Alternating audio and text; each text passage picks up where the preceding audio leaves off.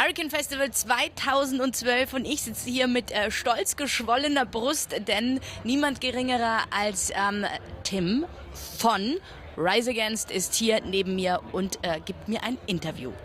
Hello, nice to meet you. Yes, thank you. How are you? You just arrived this day? Yeah, we just got here. Well, we've been in Hamburg for a couple of days, just kind of relaxing and taking in the sights, watching the football game last night and everything. Did you enjoy it? Yeah, it was cool. It's great to be sort of in the place where all the excitement is, you know what I mean? So it's like, I'm sure, like that game was kind of international news, so it was special to be in Germany for it. Yeah. So you felt like a winner too yesterday because I did. Everybody was honking their horns and flying flags and wearing orange, and it was great. Yeah. Okay. Doing an car corso, just sitting in your car. For Germany. Yeah. Just celebrating. Yeah. Okay, that's really good. Yeah. The first question is what makes me really wonder. You really played your first gig ever in a German TV station, broadcast station. Oh right, yeah. Yeah. Why German broadcasting? I don't know. I think it was our way of kind of testing the waters, I guess. You know what I mean? We just thought we'd experiment, you know, and try something different. We've never done TV. Why? I think that it's something that the bands we grew up listening to never did TV, and I felt like our band had more of a connection to the underground, whereas we didn't see TV as something that we needed to do, something that we didn't have anything to prove to anybody. You know what I mean? We were really happy with the fans we have and the people we know and who support our band. And TV didn't really seem like there was a lot of incentive other than to kind of brag to your mom and say, "Oh, hey, Mom, I did Conan O'Brien," you know. And other than that, I just think that we didn't have anything to prove, and we didn't feel like. And we also feel like our music is meant for places like here, in the dirt, outside, where you're sweating and you lost a shoe and your shirt's ripped off your back and you're screaming, and it's like we play really physical music. Yeah. And there's no way like you could distill that into like a small little TV. Yeah, no glitter. Yeah, and some bands sound great on TV, and some bands are built for that, and I appreciate that. We're not one of those bands, you know what I mean? But it looks great. So yeah. No, really, really great. Yeah, so we tried it in Germany, and it was fun. Okay, perhaps you do it again in Germany. Maybe. Just in Germany. Maybe. Okay. I'd rather play this festival. Yeah. Okay. Your last LP Endgame was really, really successful. So first place in the charts in Germany, in Great Britain. Yeah, that's right. All over the world and in USA too. So did you ever thought that you will be so successful, especially international, with your music? No, we always considered ourselves like the black sheep. You know what I mean? We were never going to be successful.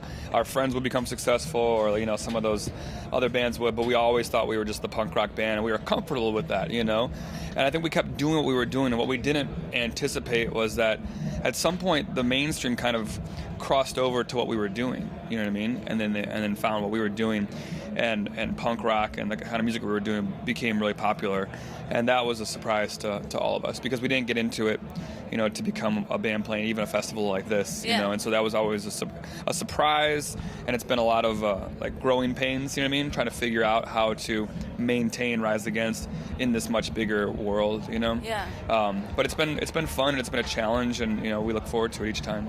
Did your fan base changed over the last 10 years? Totally, yeah. I mean, because we were playing basements and garages and, you know, wherever they would take us for a long time, and now we're playing big festivals like here, or much larger shows, and our songs get played on the radio. And so before we had the real diehard underground fan, you know, now we had kind of the casual music fan, kind of, you know, they recognize the song, so they come and see us play. And so that was playing for a whole new audience. But in a lot of ways, that was exciting, especially for a band that isn't afraid to talk about politics and what's going on in the world. And a band like us, it was fun to go from sort of preaching to the converted, like we used to do, to now we're talking to a much bigger fan base of people, of an audience that isn't used to their music challenging the way they think. Yeah. People are used to their music as a form of entertainment, to be consumed and just kind of get drunk and have a good time and dance. And I love that kind of music too. That's awesome. But we're music that sort of asks more from a listener. And all of a sudden, the band that you came to dance to is now talking politics on stage, and it's something that it kind of messes with people. You know what I mean? It kind of creates that sort of friction, but in that friction is where real change happens, and that's kind of where our band's true mission statement is. Yeah, but how could you stick to your philosophy? Because there are not so many bands who have, on the one hand, huge success, and on the other hand, in the heart, they stay with the punk rock. Right. So how can you do that? I think how are you able to do that? It's been easy for us because we don't know how not to do it. You know what I mean? Like, it's never been like an option. You know what I mean? It's always been kind of who we are. You know, like, I didn't get into music because I had some sort of Guns N' Roses, a Guitar Hero dream of being like a rock star on a stage. I got into music because I found music that talked about change and awareness, and they did it through songs and lyrics. And that's what really triggered my interest in music. When I saw music as a vehicle for change, that's when the light bulb went off, and I was like, I love this. I want to do this now. It's amazing. So in America there are elections right now this year. So are you planning to do something to activities like the punk rock voter or the punk voter you did the Bush area? Yeah, we did. Yeah, I don't think punk voter is around anymore, but we definitely encourage our audience to vote because our audience is young. Yeah. And the young people in America and really around the world don't vote as often as people older than them, and so it's always a challenge to get people to sort of recognize what their vote means, you know. I think even when I was young, I didn't distinguish between candidates, you know what I mean? I wasn't political as a kid, you know, and I didn't see how it would affect me, you know. And I think if we can kind of connect those dots for our audience and show them your vote does matter, and there are actually people who are counting on you not to vote, and that's how they win elections, you know. And I think there's a bigger contingent in America that counts on the youth not to vote, that counts on minorities not to vote. It discriminates against all kinds of different voters to ensure that they'll win the elections. And that's kind of the right wing of America, is that they realize that if America was to stand up and really voice their opinion, the right wing would lose. And so they do all they can to discourage much of America to stand up and voice their opinion.